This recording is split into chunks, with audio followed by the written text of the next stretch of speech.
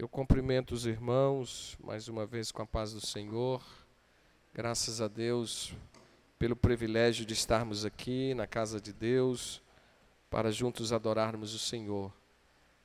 E também ouvirmos, o ensinamento da palavra do Senhor. Com certeza Deus tem uma palavra para nós aqui nesta noite.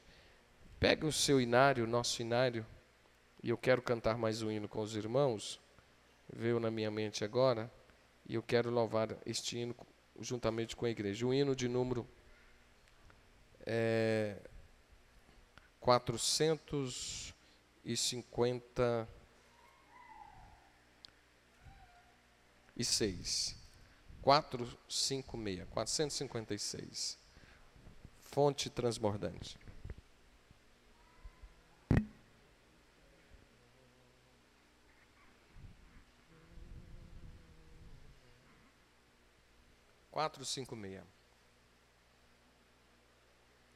Oh, que fonte transbordante, mais profunda que o mar, é de Deus o amor imenso que Jesus me veio dar. Ele me abriu a porta e me reconciliou por seu sangue derramado, para Deus me consagrou. Como a pomba perseguida e cansado estava eu, mas Jesus jamais rejeita quem buscar abrigo seu. Ele me abriu a porta e me reconciliou por seu sangue derramado, para Deus me consagrou. Graça abundantemente sobre mim já derramou, onde abundou pecado, graça superabundou. Ele me abriu a porta e me reconciliou por seu sangue derramado, para Deus me consagrou. Quando alvorecer meu dia, com Jesus irei para o céu.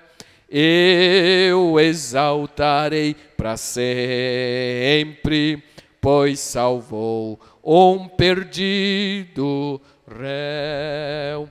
Ele me abriu a porta e me reconciliou por seu sangue derramado, para Deus me consagrou. Aleluia. Bom saber que um dia nós éramos inimigos da cruz, inimigos de Cristo, e hoje, através de Jesus, nós fomos reconciliados com Deus. É o que o hino está dizendo, Ele abriu a porta e nos reconciliou. Pelo seu sangue, pelo sangue de Jesus, nós somos reconciliados com Deus. Louvado seja o nome do Senhor. Meus queridos e amados irmãos, vamos então à palavra de Deus nesta noite, sendo que hoje é um culto de ensino. Bom seria que todos os irmãos aqui pudessem estarem aqui, não unicamente por eu estar falando, mas por ser o estudo da palavra, por ser a ministração da palavra.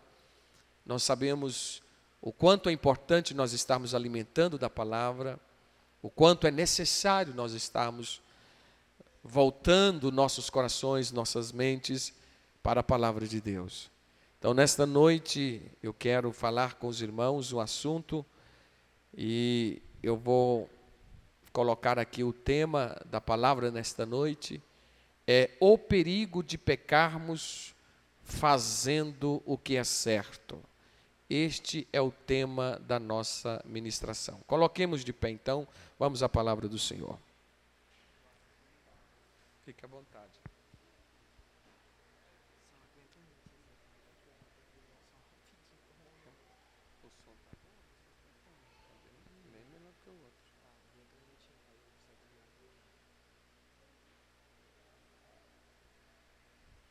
Gálatas 5,16, abra sua Bíblia.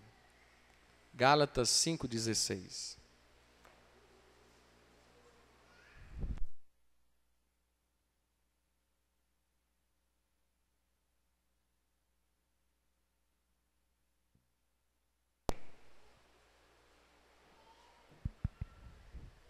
Glória a Deus. Nós vamos ler Gálatas 5,16 e depois Mateus 6,23. As duas referências estão no telão. E nós vamos aqui. Glória a Deus. Gálatas 5,16.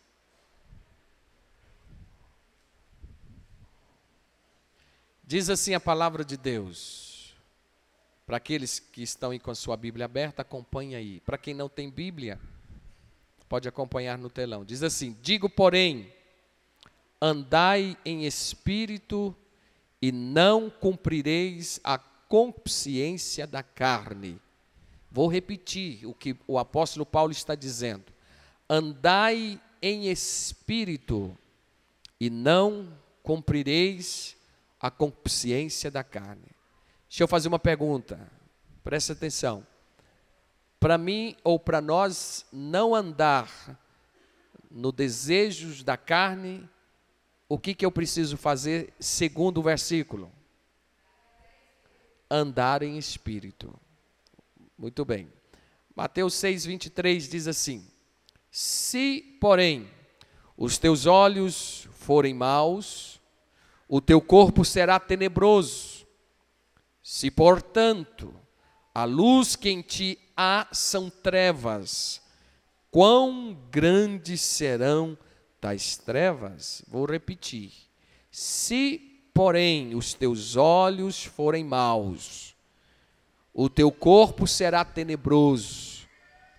Se, portanto, a luz que em ti há são trevas, quão grandes serão tais trevas? Amém? Podeis assentar, Deus abençoe. Essas duas referências como nosso ponto de partida para nós estarmos falando nesta noite a palavra do Senhor. Deixa eu fazer uma rápida introdução. Quero a atenção de vocês, porque com certeza muitas coisas às vezes acontecem paralela para tirar a atenção da palavra de Deus. E eu quero a sua atenção agora à palavra do Senhor. Preste bem atenção, não deixe nada roubar a sua atenção. Porque senão nós perdemos tempo aqui. Nós viemos para aprender do Senhor e da sua palavra. Meus queridos irmãos, eu disse há pouco que o tema da nossa ministração nesta noite é exatamente o perigo de pecarmos fazendo o que é certo. Como isso pode ocorrer? E ocorre. Nós vamos tentar, à luz da Bíblia Sagrada nesta noite, transmitir aos irmãos que isto pode acontecer. Na minha introdução, aqui antes de entrarmos em alguns versículos bíblicos da palavra, a gente percebe que na concepção humana, na visão humana, naquilo que o ser humano entende, quem faz o bem está certo, não é assim? Quem fez o bem está certo. Fez o bem, pastor, ele fez o bem, então está certo. e quem faz o mal está errado. Essa é a concepção humana, a concepção das pessoas. Mas será que as coisas são tão simples assim? Será que todos aqueles que faz o bem está certo? E será que todos aqueles que faz o mal também está errado? Será possível, eu pergunto, estar pecando mesmo quando fazemos a coisa certa? É o que nós vamos discorrer nesta noite. E pergunto, faço mais uma indagação para me concluir a nossa introdução. Será possível, meus queridos e amados irmãos, estarmos desagradando a Deus mesmo quando os nossos atos são bons? Pois bem, isso é possível sim acontecer. Olha, amados, será possível pecar, é possível pecar, cumprindo os deveres, todos os deveres religiosos. É possível nós, às vezes, pecarmos, ajudando as pessoas, sabia? É possível nós pecarmos contribuindo financeiramente, dando os dízimos, dando as ofertas.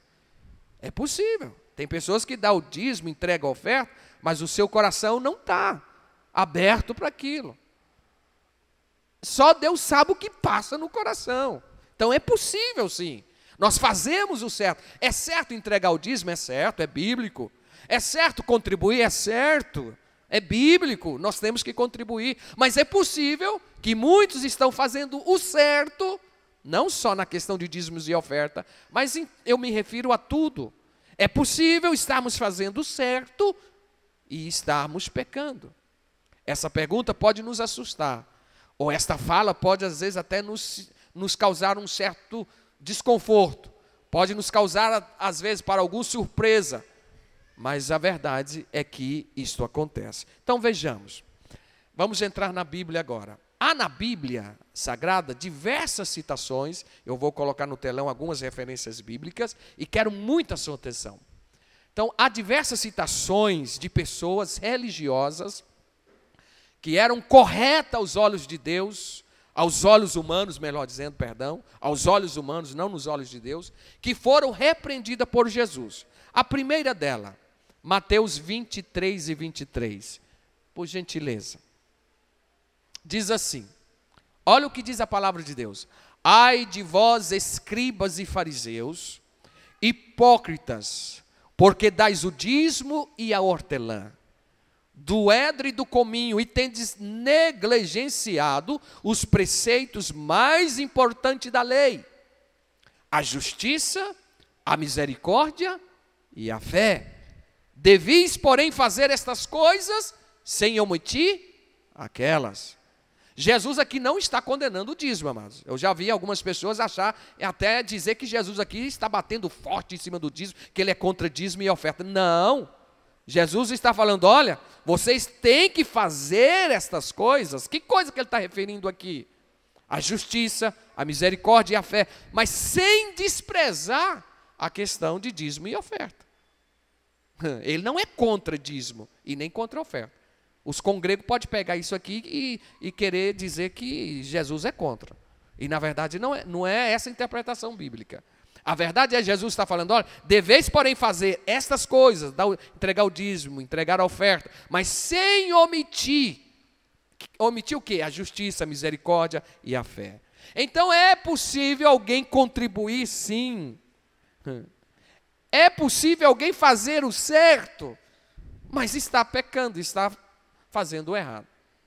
Esses judeus, ou melhor, os judeus da época de Jesus, eles entendiam que os padrões de convivência social da sua época se mostravam extremamente zelosos na prática religiosa, quer dizer, eles tinham que cumprir na íntegra aquilo que era parte da religiosidade, principalmente dos judeus. Eles cumpriam dos preceitos importantíssimos da lei aqui, que era dar o dízimo e dar a oferta. Eles davam o dízimo de tudo, amados, era de tudo. Isso era um princípio que eles tinham, uma prática religiosa que eles tinham. O que estava errado com eles? É que eles estavam pecando. Pecando como, pastor? Porque as palavras do Senhor Jesus aqui dão a resposta. Olha, tendes negligenciado os preceitos mais importantes da lei. Então, às vezes, nós também, amados, se não tivermos o cuidado, nós acabamos negligenciando algo que é importante na nossa vida cristã e na nossa vida diária. E Jesus mostra que os fariseus, os judeus de uma forma geral, não só os fariseus, mas os judeus de uma forma geral, eles estavam negligenciando um preceito muito importante da lei, que era a justiça, a misericórdia e a fé. Vocês estão entendendo? Então é possível sim isso acontecer. Eu chamo a atenção de todos os irmãos que vêm aqui nesta noite, que Deus o trouxe aqui nesta noite, para que a gente possamos analisar a nossa vida cristã. Porque senão nós podemos estar fazendo certo, mas estarmos pecando. Por isso que a palavra de Deus ela está aí para nos advertir.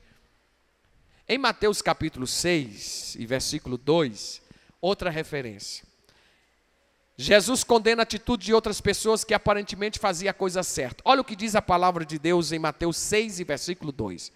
Quando, pois, deres esmola, não toques trombeta diante de ti, como faz os hipócritas, nas sinagogas e nas ruas, para serem glorificados pelos homens. Em verdade vos digo que eles já receberam a recompensa. Mas o que há de errado aqui? O que há de errado com essas pessoas aqui? Parece ser pessoas generosas, não é mesmo? Eram pessoas que davam a esmola. Há tanta gente hoje em dia que não é capaz de comover com a dor alheia. E parece que esse grupo de pessoas aqui era um grupo de pessoas que condoía com a dor e com a necessidade alheia. E davam esmola. Nada de errado em dar esmola. Até de fato é bíblico isso. A Bíblia fala sobre isso. Contribuir, ajudar os necessitados, né? Mesmo pessoas não cristãs, não só os cristãos, mas pessoas também não cristãs, né? Isso não há nada de errado nisso. Mas sabe o que eles faziam de errado aqui, amados? Está aí claro no versículo. Estes homens aqui davam esmola, mas ao mesmo tempo estavam pecando. É que na realidade eles não estavam movidos de dor, de compaixão pelo sofrimento alheio, não. Eles queriam tão somente aparecer. Eles queriam tão somente ser vistos. Será que tem esse tipo de coisa hoje, pastor, nas nossas igrejas? Tem pessoa que às vezes está diante de um departamento, ele ou ela está liderando, mas não é nem tanto para fazer a obra de Deus, não. É simplesmente para mostrar que ela é capaz, que ele é capaz, que ele pode, que ele é o cara, que ele é melhor do que os outros. Irmão, está pecando. Mesmo fazendo certo. Está fazendo a obra de Deus, está fazendo a obra de Deus, está aí na frente, trabalhando, aleluia, glória a Deus, e tudo está fazendo certinho, mas está pecando, porque a intenção do coração não é a intenção correta. Por isso a necessidade dessa palavra, que às vezes nós estamos fazendo certo, mas estamos pecando. E esse povo aqui, esse grupo aqui que davam esmolas, me chama a atenção, porque eles faziam para se exibirem, para se aparecerem, para se projetar diante dos homens. Tem muitas pessoas se projetando na obra de Deus com segundas intenções interesseiras, políticas. Tem pessoas que se projetam na igreja, começam na igreja, principalmente na área, não só de questão de pregador, não, mas principalmente na área de cantor. Eu já pude observar isso. Quantos que começaram cantando no coral da igreja, começaram cantando na igreja, receberam uma unção para cantar na igreja e hoje estão cantando para o mundo. Se projetaram na igreja, iniciaram no coral da igreja, iniciaram na igreja e hoje estão adorando o diabo e o mundo. Então, pessoas que tinham no coração segundo as intenções, deixaram que o pecado dominasse. E deixaram então que segundo as intenções falassem mais alto e não a verdadeira intenção que é adorar a Deus e servir a Deus. Então a gente precisa de ter muito cuidado com relação a isso. Isso está acontecendo.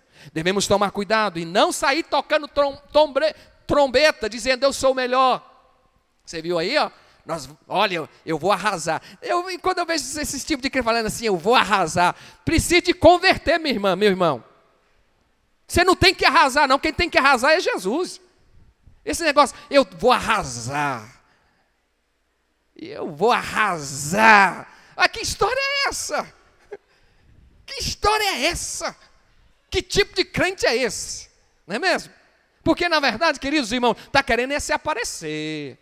Está querendo se aparecer, está querendo se promover. Está querendo dizer que é melhor do que os outros. Isso é perigoso. Isso é perigoso. O diabo está às portas deste coração. O pecado já está à porta deste coração. Porque, na verdade, nós temos que entender o seguinte: toda glória, todo louvor é do Senhor Jesus, não é nossa. Vamos lá, Mateus capítulo 6 e versículo 5. Jesus faz uma repreensão relativa agora à oração. Agora falamos sobre a esmola. Agora vamos falar sobre a oração. É possível estarmos orando, fazendo certo, mas está pecando. Olha o que diz Mateus 6 e 5. E quando orardes, não sereis como os hipócritas, porque gostam de orar em pé na sinagoga e nos cantos das praças, para serem vistos dos homens. Em verdade vos digo que eles já receberam a recompensa.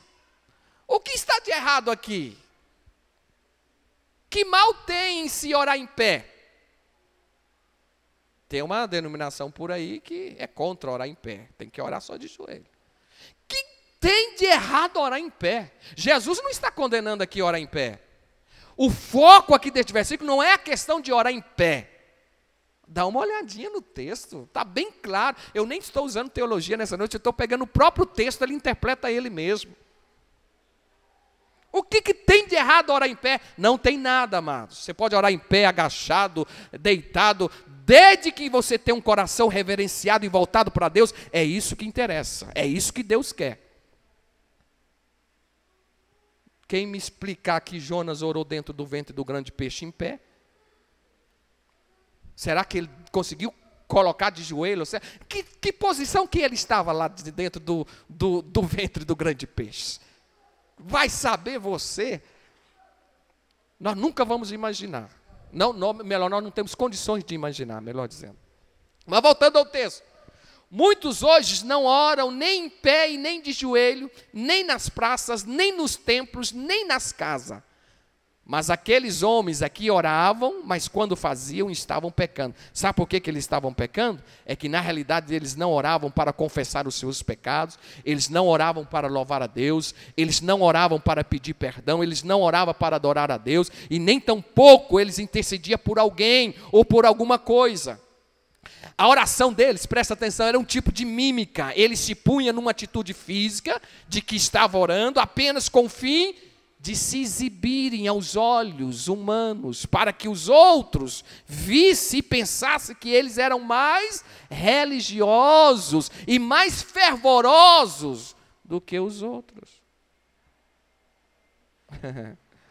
Devemos tomar cuidado com relação a isso.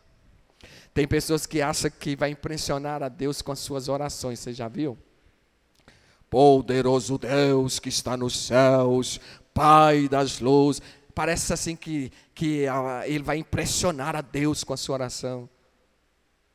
Irmão, sabe o que chama a Deus nas nossas orações? É quando você derrama o seu coração contrito, arrependido, e reconhece o senhorio e a soberania de Deus. Só que esses judeus aqui, eles queriam apenas se exibirem. Exibirem. O pensamento que invadiu o coração deles na hora da oração não era um pensamento correto, era um pensamento pecaminoso, de se mostrarem, de serem vistos pelos humanos, pelas pessoas, e as pessoas olharem e dizer assim: esse aí é crente. Esse aí é crente. Ou aquela irmã lá é crente. Não mata um culto de oração, está todo dia no ciclo de oração, todo dia, aleluia. Aquela irmã é de oração, aquele irmão é de oração. Olha, ele chega na igreja, 2 horas de joelho, ele é de oração. Amém por isso. Mas o que está atrás desse coração? Só Deus sabe. Será que não está querendo se mostrar, não? Eu não quero julgar ninguém, Nós estamos aqui para fazer uma análise, e eu estou fazendo isso na minha vida. Irmão, cuidado, tomemos cuidado com relação a isso. Não é que nós vamos deixar de orar, não é que nós vamos deixar de estar buscando a Deus, mas buscar a Deus, orar a Deus, não se limita, amados, então somente no ambiente onde a gente está. É em qualquer lugar que nós estivermos, nós devemos estar em um espírito de oração, com o coração contrito, com o coração arrependido, com o coração reto diante de Deus, para que Ele ouça e vê em nós um coração de servo. Que tipo de pensamento invade quando nós ajoelhamos para orar? Eu pergunto. Que tipo de pensamento, meu irmão, tem invadido o seu coração quando você se dobra diante de Deus para orar? É para impressionar a Deus?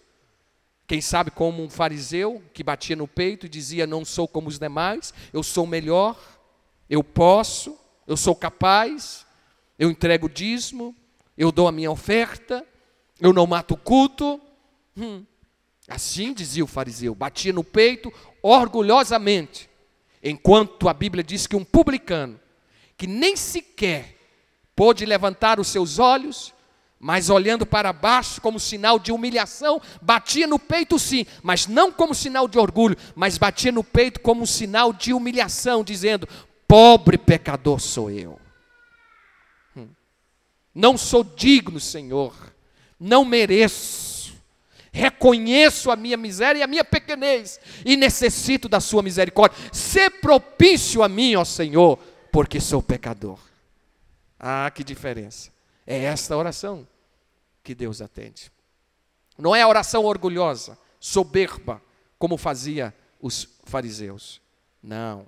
Então é possível estarmos orando, mas fazendo errado. É possível nós estarmos buscando a Deus, mas estarmos pecando. Porque os pensamentos, o intento do coração, às vezes não são corretos. Que Deus traga luz no nosso coração nesta noite, para que a gente possa entender. Não sou eu que vou convencer ninguém, mas é a palavra de Deus que nos convence. E a palavra de Deus está aí muito clara, dizendo. Sim, falamos sobre esmola, falamos sobre oração, agora sobre o jejum. Mateus 6,16. Olha o que diz Mateus 6,16. Jesus faz uma outra advertência agora relativa ao jejum. Olha o que diz. Quando jejuardes, não vos mostreis contristados como os hipócritas, porque desfiguro o rosto com o fim de parecer aos homens que jejuam. Em verdade vos digo que eles já receberam a recompensa. Agora deixa eu falar sobre o jejum. O jejum é um preceito divino, como todos nós sabemos, mas não é uma prática tão comum ou popular entre os ocidentais hoje em dia, entre nós, como era entre os judeus na época de Jesus ou naquele tempo. A verdade é essa, eles jejuavam muito, muito, muito mesmo. Hoje, vamos dar a mão à palmatória, nós poucos jejuamos, a não ser quando tenha alguma necessidade extrema, ou uma campanha, um propósito que a igreja faz, mas às vezes pouco jejuamos. Entretanto, o jejum daqueles tempos, ou o jejum daqueles homens, da época de Jesus, acabou resultando em um pecado. Sabe por quê? Primeiro, presta atenção, é que na realidade, amados, eles não jejuavam para Deus. Eles não jejuavam como um ato de gratidão, de ações de graças, para obter o favor de Deus em prol alguma causa. A motivação do jejum deles, a intenção deles, era tão somente de serem contemplados, de serem admirados pelos homens. É tanto que eles deixavam o rosto desfigurar, para que os homens vissem que eles estavam jejuando. Ele chegava a este cúmulo de desfigurar os seus rostos para que todos vissem que eles estavam jejuando. Ou seja, sabe o que me chama a atenção aqui? É que nós devemos tomar cuidado para não incorrermos no mesmo erro em nossas práticas de jejum, ou até mesmo em outras práticas, em outras ocasiões. A minha oração é que Deus nos livre e nos ajude desse espírito de exibicionismo espiritual. Pastor, não existe isso hoje não, irmão, existe. É triste dizer, eu sei que muitos nos assistem pela internet, mas existem muitas pessoas hoje nas igrejas querendo, ou querendo não, estão se exibindo, querem se aparecerem. A verdade é essa, querem se aparecerem. Eu chamo de exibicionismo espiritual. Cuidado, tomemos cuidado com isso. Vamos fazer a obra de Deus? Vamos. Vamos trabalhar no reino? Vamos. Vamos fazer o que vier na nossa mão fazer? Vamos. Mas lembrando, meus queridos, que não é você e nem eu que tem que aparecer. Quem tem que aparecer em nossas vidas é Jesus, o Filho de Deus. Quem tem que aparecer é o reino de Deus. E não você e não eu, que desapareça nós. É aquilo que João diz, que importa é que ele cresça e que nós diminuímos. Essa tem que ser a nossa mentalidade. O importante é que ele cresça em nós. Ele apareça em nós, que as pessoas vejam em nós o brilho da glória de Deus, vejam em nós a própria presença do Espírito de Deus e glorifique a Deus. Que nós desapareça do mapa e que só Ele apareça em tudo que nós formos fazer para Deus. Se for jejuar, que Deus apareça na sua vida. Se for orar, que Deus apareça na sua vida. Se for contribuir, que Deus apareça na sua vida. Que as pessoas vejam Deus e não vejam você, a Maria, o João, o Joaquim, o Pedro, ou quem quer que seja. Mas que veja algo sobrenatural de Deus sobre as nossas vidas. É isso que a palavra de Deus nos exorta nesta noite. Outro sim, em todos os casos já relatados, vimos pessoas que pecaram mesmo quando faziam as coisas certas. Pecaram porque fizeram a coisa certa com motivação errada. Guarde isso no seu coração. Temos que fazer a coisa certa, mas temos que ter a motivação certa. Se a motivação for errada, mesmo você fazendo a coisa certa, você vai estar pecando. Então a motivação tem que ser certa para fazermos a coisa certa. Existe um versículo bíblico em Provérbios 6 e verso 2, na linguagem de hoje, na Bíblia da linguagem de hoje, diz assim, Salomão dizendo, você pode pensar que tudo o que faz é certo, mas o Senhor julga as intenções. Deus julga a motivação. Deus vê a motivação. O que está por detrás. Eu não, a pessoa chega, fala uma coisa, às vezes faz alguma coisa, eu estou vendo aquilo que está diante de mim. Mas Deus não, Deus está vendo e Ele sabe o que está lá atrás. E é isso que importa para Ele. Se a motivação for errada, olha, é abominável aos olhos de Deus. Mas se a motivação for correta, obviamente, Deus aceita aquilo. Por exemplo, dar o dízimo é coisa certa. Vou falar novamente sobre o dízimo. Dar o dízimo é coisa certa, mas não basta dizimar. É preciso cumprir também os demais preceitos bíblicos. Não significa que a pessoa, tão somente a pessoa dizima, ela está fazendo tudo corretinho. Não. Temos que cumprir também com os demais princípios bíblicos. Fazer caridade, por exemplo, é coisa certa, mas fazê-la para atrair glória para si, se torna um pecado. Orar é coisa certa, como falamos, mas fazê-la com o fim de se exibir ou atrair a atenção dos homens, se torna pecado. E jejuar, da mesma forma, jejuar também é certo. É bom e é bíblico e eu aconselho. Devemos estar sempre jejuando. Mas jejuar para parecer mais espiritual que os outros, isso é pecado. Nossa, aquele irmão vai lá para o monte, fica lá, aquele irmão da semana a semana, e volta quando ele... irmão, para aí. Já coloca no holoforte, outdoor, e sai aí falando, cuidado. Tem esse negócio, isso é antibíblico. É antibíblico. O Senhor sonda os corações. O Senhor sabe as verdadeiras intenções dos nossos corações. Se estivermos com a motivação correta, eu repito, mesmo fazendo a coisa certa, estaremos, se não tivermos, aliás, com a motivação correta, mesmo assim estaremos pecando contra Deus. A motivação tem que estar correta. Você pode estar fazendo a coisa certa, mas se estiver, presta atenção, se estiver sendo a motivação errada, acaba pecando. Há muitas definições teológicas para o pecado. E quando a gente fala sobre o pecado, como eu estou falando nesta noite, uma das definições teológicas do pecado, o que é pecado? Teologicamente, o que é pecado? Pecado, amado, é o cumprimento incompleto dos padrões divinos. Vou repetir, pecado é o cumprimento incompleto dos padrões divinos. Alguns anos atrás eu ouvia muito falar que pecado era errar o alvo. Sim, também é errar o alvo. Mas as coisas vai se evoluindo, a gente vai chegando a uma conclusão e também o conhecimento vai, que os irmãos sabem que o conhecimento ele é dinâmico. Hoje, para mim, a interpretação mais correta com relação do pecado é isso. Pecado é o cumprimento incompleto dos padrões divinos. Porque tem pessoas que estão cumprindo os padrões de Deus pela metade. Em parte, em parcela, em prestações, em crediário.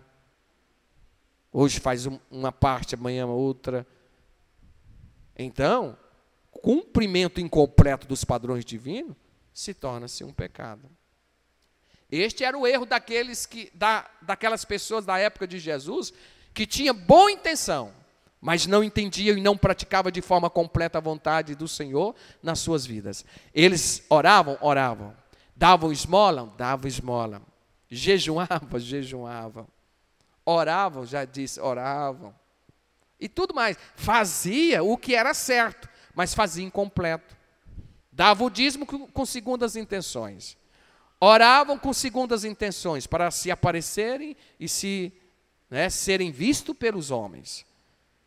Por isso que eles pecavam, porque eles cumpriam o mandamento de Deus, mas cumpria de forma incompleta. Está entendendo? Nós temos que procurar, amados, cumprir os mandamentos de Deus na sua íntegra. Por isso que a nossa luta, ela é incessante e tem que ser incansável no cumprimento dos princípios de Deus e da sua palavra. Não tem esse negócio. Amados, no reino de Deus não existe meio termo. Não existe coluna do meio. Ou você é ou você não é. E o que eu acho fantástico no reino de Deus é isso. Mas não existe esse negócio meio crente, quase salvo. Irmão, eu sou um quase salvo. Não existe isso, meu amado. Lembro do rei Agripa, quando ouviu a mensagem do apóstolo Paulo pregando lá em Atos, me foge da memória agora o texto, mas veio na minha mente quando o rei Agripa disse: Paulo, você quase me persuadiu a ser cristão. Esse quase vai levar muita gente para o inferno. Me desculpe da minha franqueza, mas é verdade. Esse quase. Ah, pastor, ele é quase crente. É um rapaz lindo, maravilhoso. Olha, ele é até melhor do que alguns crentes. Ele é quase crente. Então ele quase vai para o céu, mas não vai para o céu. Está entendendo? Esse quase não existe no reino de Deus. Ou é ou não é. Ou você cumpre ou não cumpre. Ou você faz ou não faz. Ou você é ou você não é. Este era o erro daquelas pessoas da época de Jesus. Tinha uma boa intenção? Tinha. Às vezes, irmão, eu conheço pessoas não cristãs que têm boas intenções. Olha, coração, lindo, maravilhoso, boas intenções. Pessoas que dão esmola, pessoa que tem bom testemunho aí dos de fora, pessoas não cristãs, não crentes. Conheço, eu sei que você também conhece, né? Tem associações por aí, que não vou falar nomes, mas que vocês conhecem, que são pessoas na íntegra da moral, pessoas que não têm o conhecimento bíblico que às vezes eu tenho, você tem, a experiência com Deus que eu tenho, você tem, entendeu? Que são pessoas, amadas, assim, que cá entre nós, que causam inveja, talvez até em muitos de nós. Mas nós precisamos entender o seguinte: você e eu estamos com a palavra de Deus na nossa mão. Conhecemos o Deus verdadeiro. A palavra de Deus está nos advertindo e nos ensinando. Como que nós devemos nos portar, como que nós devemos viver a nossa vida cristã, para nós alcançarmos de Deus aquilo que Ele tem para a nossa vida, reservado para nós. Não deixarmos ser iludido pela mentira, pelo engano, e nem tampouco, pelo que eu acabei de dizer aqui, por esse quase cristão. Meu irmão, permita-me, eu falo para ti e para mim também. Nós devemos viver com muita intensidade a vida cristã. Viver com muita intensidade mesmo. Agarrar com toda a força os princípios de Deus e da sua palavra. Sabedores nós, que, como eu já disse, o cumprimento dos mandamentos de Deus, ele não pode ser pelas metades na nossa vida. Mas tem que ser, os padrões de Deus, os padrões divinos têm que ser cumpridos nas nossas vidas de uma forma completa. Deus vê o nosso coração. Ele sonda e conhece os nossos pensamentos, como diz o Salmo 139. Todas as coisas estão patentes, estão nuas aos olhos de Deus. Devemos viver com inteireza de alma, é o que eu chamo a atenção dos irmãos nesta noite. Devemos viver com mentes puras, mãos puras, coração puro, como diz o Salmo 15, eu não estou lendo somente para referência para os irmãos meditarem depois. O salmista perguntou: Senhor, quem entrará no teu tabernáculo, Senhor? Aí ele dá uma lista ali: aquele que anda em sinceridade, que pratica a verdade, que não empresta o seu dinheiro com usura, o reprobo, está ali a lista que o salmista coloca do verdadeiro cidadão do céu. E aquilo ali foi colocado exatamente para que nós hoje pudéssemos estar analisando e vivendo aquilo ali, se é que queremos um dia entrar no tabernáculo de Deus. Então devemos viver com inteireza de alma, devemos viver com mentes puras, mãos puras, coração puro. Ei, meu amado, as nossas atitudes devem refletir o que realmente nós somos lá dentro. Do contrário, seremos tão hipócritas como os fariseus. Tem pessoas que não refletem com as suas atitudes aquilo que realmente ela é. Ou então o inverso, ela reflete aquilo que não é. Melhor dizendo, a verdade é essa. Então Deus não quer atores. Deus não quer gente com máscara. Deus, Ele quer que os seus filhos tenham um coração verdadeiramente voltado para Ele, que visem sempre a glória dEle, e não queira aparecer, projetar-se diante dos homens. Não é esta a vontade de Deus para a minha vida, e nem tampouco para a sua vida. Que não sirvam a Deus por obrigação. Pastor, tem pessoas que servem a Deus por obrigação? Tem. Obrigação. Tem pessoas que não têm prazer em realizar nada para Deus. A prova, analise. Eu vou dar aqui uma dica como que se descobre quando a gente faz a coisa por obrigação. Eu acredito que você aqui já fez, ou quem sabe está fazendo, ou já fez alguma coisa por obrigação imposta. Geralmente quando a gente faz uma coisa por obrigação, você faz somente o que pode, ou melhor, o que pede, melhor dizendo. Você não faz nada mais além. Quer dizer, você não tem prazer em realizar nada mais, nada menos do que é aquilo, a obrigação. Por exemplo, vim ao culto. Talvez alguém venha obrigado. Acontece. Ah, pastor, meu pai me obriga, minha mãe me obriga. Ou então uma situação lhe obriga. Então ele vem para o culto, mas ele faz somente isso, vir para o culto, nada mais. Ele não adora, ele não ora. Irmão, cabe a mim, não a título de ficar bisbilhotando a vida de quem quer que seja, mas como pastor e sacerdote, e que eu tenho que velar pelas almas dos irmãos, eu fico observando pessoas que chegam aqui na igreja, que nem dobram os seus joelhos para orar. Não dobre os seus joelhos para orar. Aí eu fico olhando assim e perguntando para Deus, só eu e Deus. Estou falando isso aqui agora, né? Só eu e Deus. O que acontece, Jesus? Será que não precisa de orar? Ou então está fazendo só obrigação? Vem para a igreja. E na hora da oração? Também não ora. Aí você vai conversar com essa pessoa. Aí, irmão, tem argumento. Tem argumento do arco da véia. Aí tá certo. Então deixa Deus dar uma situação, daquela situação assim de arroxo, aí vai lembrar da oração, aí vai correr para a oração. Primeiro vai sair gritando, pedindo, pelo amor de Deus, ora por mim. E depois vai aprender a dobrar o joelho e orar e buscar a Deus. Mas não ora de jeito nenhum. Então faz a obrigação, nada mais além do que a obrigação. Olha, que nós, permita-me, eu dou um conselho à igreja do Senhor aqui nessa noite.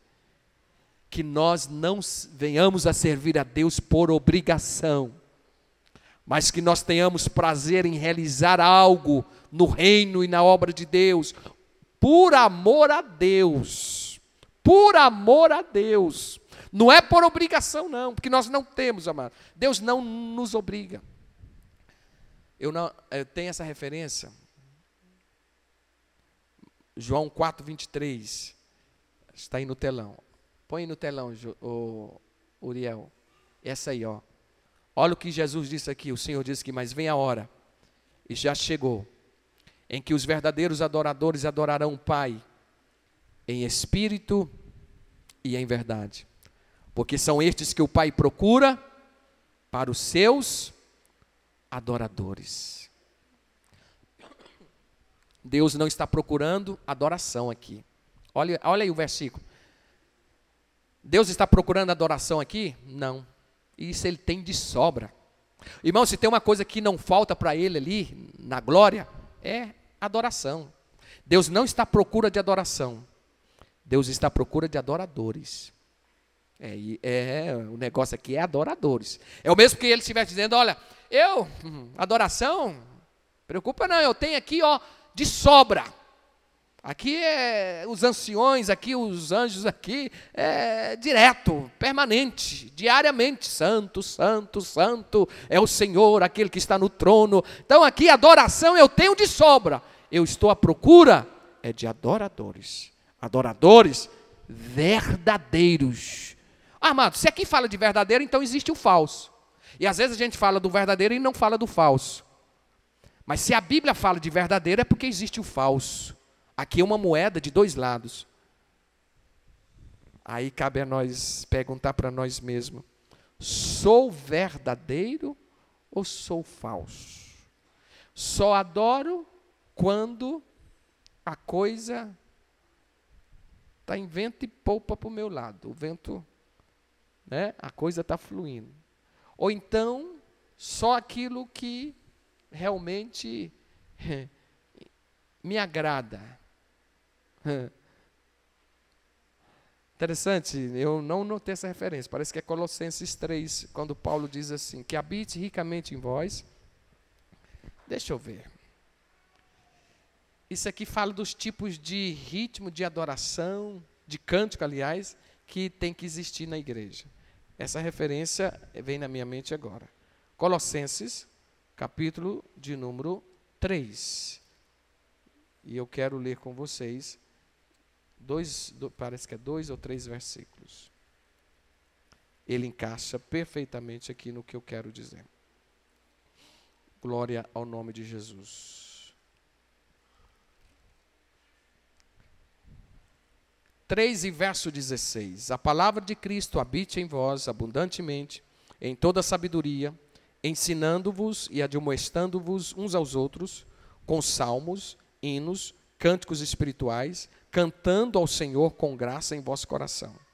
E quando fizerte por palavras ou por obras, fazei tudo em nome do Senhor Jesus, dando por ele graças a Deus. Voltando ao verso 16, observe aí que Paulo está dizendo aqui que nós devemos louvar a Deus com salmos, hinos, cânticos espirituais, cantando ao Senhor com ações de graça. Sabe o que Paulo está dizendo aqui? As variações de ritmos, as variações de tipos de canções. Ele fala de salmos, ele fala de hinos, ele fala de cânticos espirituais. Às vezes tem pessoas que têm preferências só por salmos, mas a Bíblia diz que existe também hinos. E já tem outros que têm preferência de hinos, e a Bíblia fala que existe também cânticos espirituais. Ah, pastor, eu gosto daquelas músicas mais ritmadas. Ah, pastor, não, eu gosto daqueles hinos mais clássicos. Ah, pastor, eu gosto, mas, sabe, eu nem gosto. Tem uns que não gostam de nada. A verdade, amados, sabe o que Paulo está dizendo aqui? O que importa não é se é hinos, se é salmos, se é cânticos espirituais. O que importa é se está louvando a Deus. É isso que importa. Se é para louvor e glória do Senhor, isto é que importa. Eu esqueci de passar para o irmão Uriel, mas depois vocês assistem.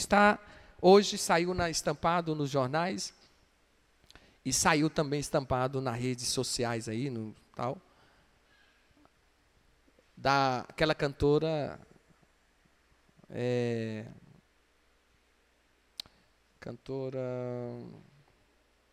deu um branco o nome aqui agora.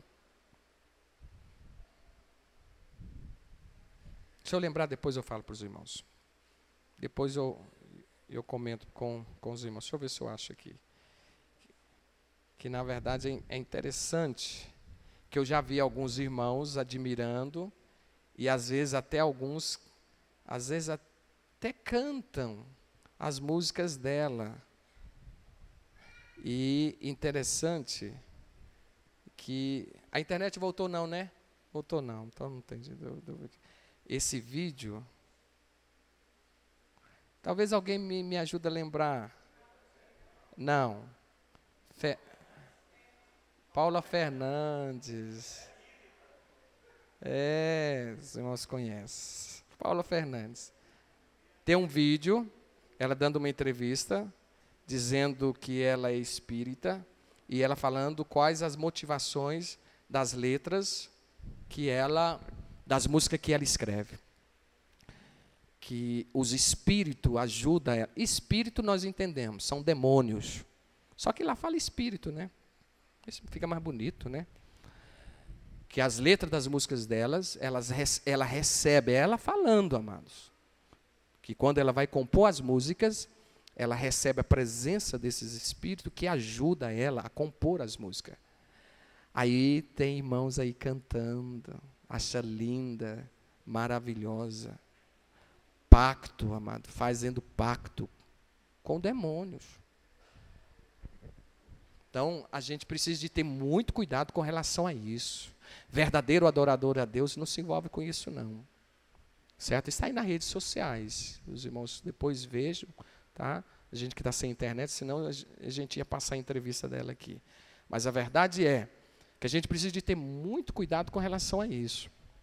Muito cuidado. Eu aconselho aos irmãos, e sempre, esse é o princípio nosso, que nós não, por mais que, amados, você pode até achar bonito a letra e tudo mais, mas nós não adotamos como prática na nossa vida ficarmos deleitando e até mesmo usando essas canções, essas músicas que são oferecidas até mesmo, né, aos demônios e tudo mais, usando na nossa boca, cantando, admirando.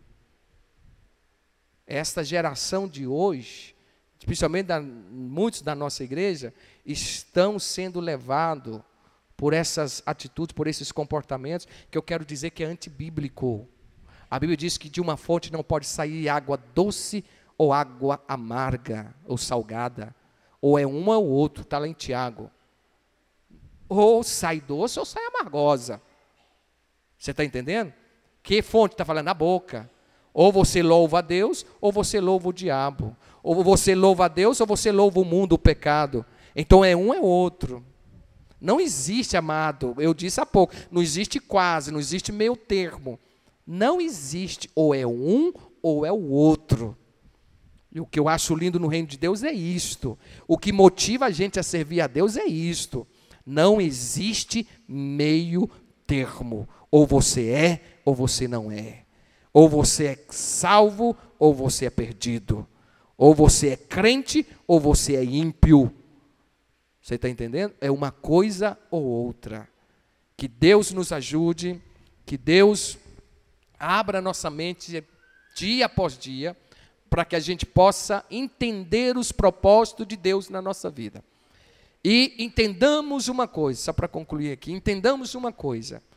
Podemos estar fazendo certo, mas se a motivação for errada, estamos pecando contra Deus. Então, que a motivação seja certa, para que aquilo que estamos fazendo que é certo, seja agradável aos olhos de Deus.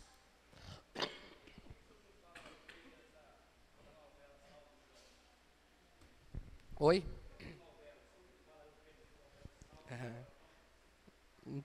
O que eu tenho a falar é o que os irmãos já sabem. Acredito que os irmãos já têm conhecimento com relação. O irmão está perguntando com relação à novela Salve Jorge. E não só Salve Jorge, ou qualquer novela. Na verdade, amados, é perca de tempo. Perca de tempo. Principalmente as novelas da Rede Globo, como os irmãos sabem, que são tudo, a maioria delas, pode-se dizer que quase, que na sua totalidade, todas elas são oferecidas a demônios, têm pactos com demônios, são feitas, são oferecidas em terreiros de macumbaria, enfim.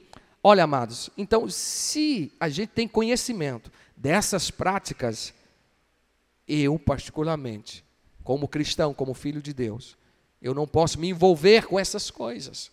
Eu não posso me envolver com essas práticas. Pelo contrário, eu tenho que rejeitar isto. Porque, na verdade, como nós dissemos, ou nós servimos a Deus ou não. Ok? Vamos colocar de pé, agradecer a Deus por este momento, por esta palavra, aqui como um ensinamento e advertência para a igreja do Senhor. Cabe a nós, que é pastor, uma responsabilidade muito grande mesmo.